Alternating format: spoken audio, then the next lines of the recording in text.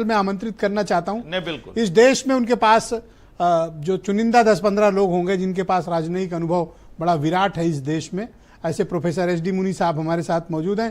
Professor साहब, बहुत शुक्रिया और धन्यवाद हमें ज्वाइन करने के लिए। मैं आपसे जानना चाहता हूं, ये जो 7 डेलीगेशन भारत सरकार दुनिया के तमाम मुल्कों में भेज रही है, इसका सिग्निफिकेंट कितना आप मानते हैं? इसका क्या इम्पैक्ट होगा?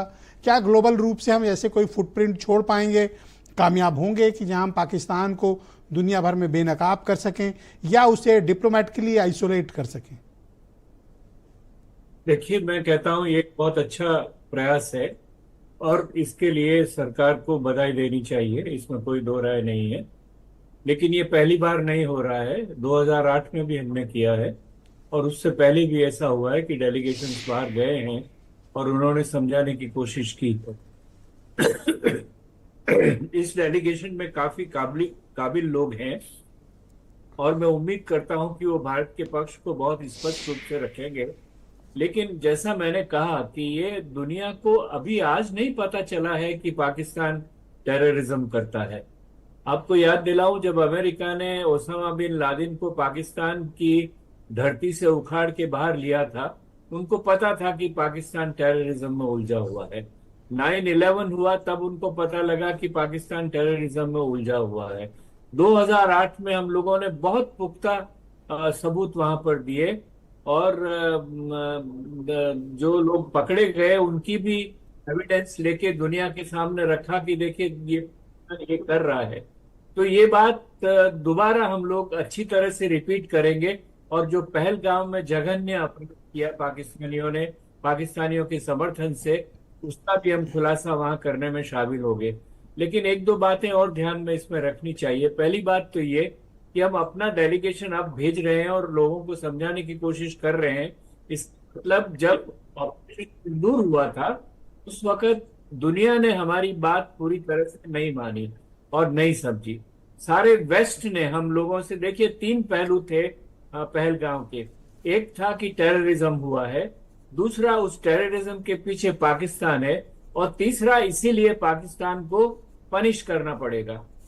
इन तीनों में से पहली बात तो दुनिया ने मानी कि टेररिज्म हुआ है और हमको ये हक है कि उस टेररिज्म का हम जवाब दें।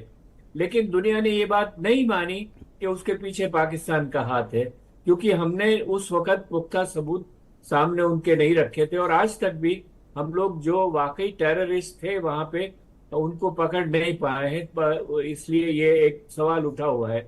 और तीसरा कि इसके लिए हमें पाकिस्तान को सजा देनी है, इसके लिए सभी मुल्कों ने, बड़े मुल्कों ने आके हमसे कहा कि आप रेस्ट्रेंट रखिए, आप इसको एस्केलेट मत कीजिए, आप लड़ाई मत कीजिए वगैरह वगैरह, जो 10 दिन की मोहलत हुई थी उसमें।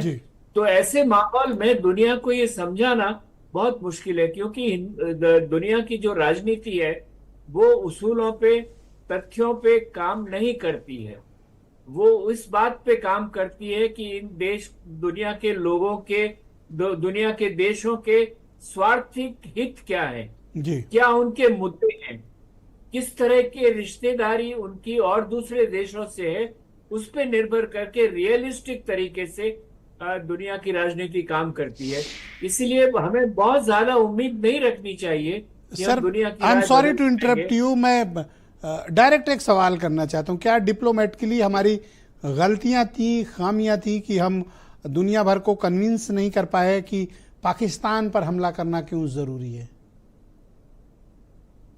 हाँ, नहीं कर पाए, वो नहीं कर पाए क्योंकि पाकिस्तान ने 2-3 मुद्दे साफ कर दिए। पहला मुद्दा तो उन्होंने ये कहा कि देखिए हम तो तैयार हैं इसलिए कि हम भारत के साथ मिलकर इन्वेस्टिगेट करने को तैयार हैं। दूसरा, उन्होंने कहा भारत को हमारे पे विश्वास नहीं है तो एक इंडिपेंडेंट इंटरनेशनल इन्वेस्टिगेशन हो जाए, हम ये कहते हैं कि हम इसमें जुड़े हुए नहीं हैं। और तीसरा, उन्होंने कहा कि अगर लड़ाई होगी तो हमारे पास न्यूक्लियर हथियार है। और ये भभकी उन्होंने और लोगों को, और हम चाहे डरे नहीं चले, लेकिन और लोग, खासतौर से अमेरिका ने उसका बहाना बनाकर हम पे दबाव डालने की कोशिश की। मुस्लिम कंट्रीज के, सऊदी अरेबिया और ईरान के फॉरेन मिनिस्टर्स हमारे यहाँ आए ये कहने के लिए, ऑपरेशन सिंदूर के शुरू होने से पहले ये कहने को आया कि देखिए आप कुछ नहीं करिए, लड़ाई नहीं करिए, अभी इसको और तरीके से सुलझाने की कोशिश कीजिए।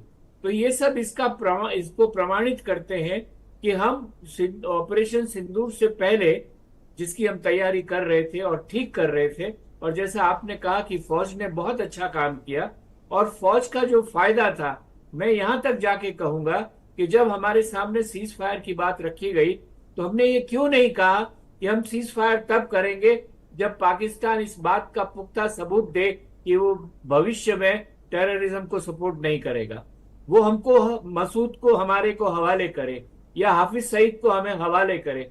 ऐसा हमने कोई शर्त नहीं रखी। उसकी वजह यही थी कि अंतर्राष्ट्रीय समुदाय की ये राय थी कि भाई आप अब इस झगड़े को मत बढ़ाइए, आप इसको रोकने की कोशिश कीजिए। Alright sir, please continue with sir. काफी इंपॉर्टेंट ऑब्जर्वेशंस आपके